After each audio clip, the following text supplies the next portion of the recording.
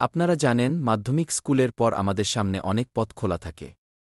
বিজ্ঞান, শিল্প এবং বাণিজ্য, এই তিনটি প্রধান শাখা আমাদের ভবিষ্যতের জন্য গুরুত্বপূর্ণ।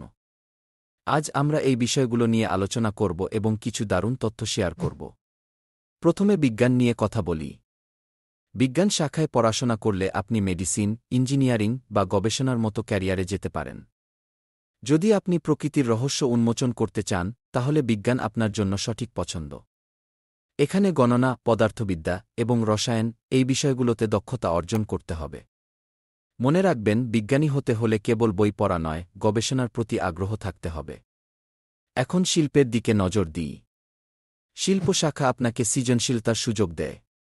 আপনি যদি লেখক, শিল্পী বা ডিজাইনার হতে চান, তাহলে শিল্প শাখা আপনার জন্য আদর্শ। এখানে আপনি সাহিত্য, ইতিহাস এবং সমাজবিজ্ঞান নিয়ে পড়াশোনা করবেন। সৃজনশীলতা এবং চিন্তার স্বাধীনতা এখানে খুবই গুরুত্বপূর্ণ। শিল্পের মাধ্যমে আপনি সমাজের বিভিন্ন দিক তুলে ধরতে পারেন। এবার বাণিজ্য নিয়ে কথা বলি। বাণিজ্য শাখা আপনাকে ব্যবসা, অর্থনীতি এবং ব্যবস্থাপনা সম্পর্কে ধারণা দেয়।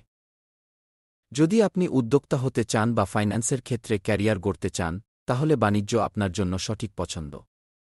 এখানে আপনি মার্কেটিং, হিসাবরক্ষণ এবং ব্যবসায়িক কৌশল শিখবেন। একটি সফল ব্যবসায়ী হতে হলে আপনাকে বাজারের চাহিদা বুঝতে হবে এবং সঠিক সিদ্ধান্ত নিতে হবে। এখন প্রশ্ন হল, কোন শাখা আপনার জন্য সঠিক? প্রথমে আপনার আগ্রহ এবং দক্ষতা চিন্তা করুন। আপনি কোন বিষয়ে বেশি উৎসাহী? কোন বিষয় আপনাকে সবচেয়ে বেশি আনন্দ দেয়?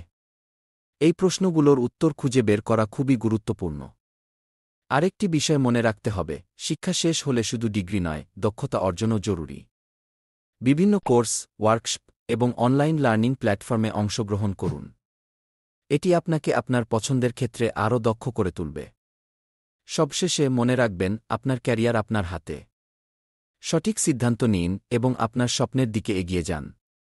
ভবিষ্যৎ আপনার জন্য অপেক্ষা করছে।